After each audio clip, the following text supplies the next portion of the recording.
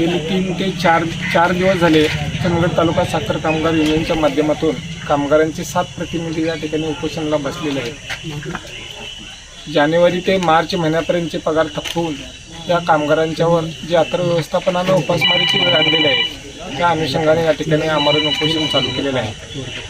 2025-26मध्ये ज्यावेळेला दौलत साखर कामगारांचा 12 दिवसाचा संप झाला त्यावेळेला माननीय आमदार शिवाजीराव पाटील साहेबांच्या माध्यमातून तोडगा काढण्याचा प्रयत्न केला, परंतु अर्थव्यवस्थापन योग्य त्या मार्गाने न गेल्यामुळे आडमोठी धोरणांच्या भूमिकेमुळे हे आंदोलन करण्याची पुन्हा वेळ येत आहे। आंदोलनाचा 4था दिवस आहे।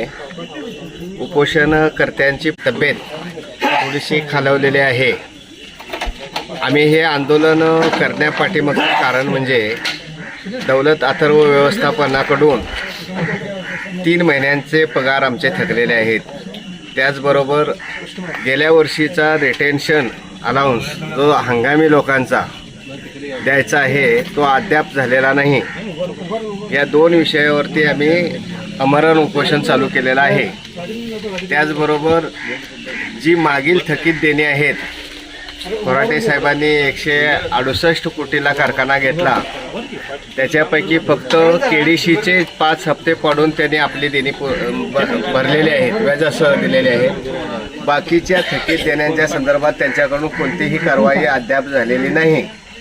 त्याचबरोबर माननीय आमदार साहेबांच्या इथं जो तोडगा निघाला होता त्या तोडग्याच्या नंतर त्याच्यातनं 25% आम्हाला जे द्यायचे होते ते त्यांनी लागू केलेले आहेत, परंतु जानेवारी, फेब्रुवारी आणि मार्च या 3 महिन्यांचे पगार कामगार अडचणीत असतेवेळीसुद्धा अद्याप व्यवस्थापनाने सोडलेले नाहीत।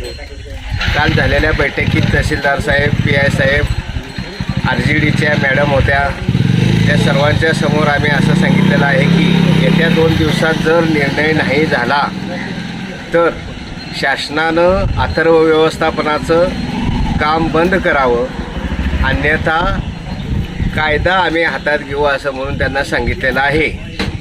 या माध्यमातून मला एवढंच म्हणायचं आहे की जे लोक मध्यस्थीला आमच्याबरोबर होते, 3-4 वेळा मध्यस्थी झाली, प्रत्येकाचं नेत्यांचं आणि राजकीय लोकांचं ऐकून शेतकऱ्यांचं आणखी वाहतूकदारांचं नुकसान होऊ नये म्हणून आम्ही प्रत्येक वेळेला माघार घेतले, प्रत्येक वेळेला तडजोड केले।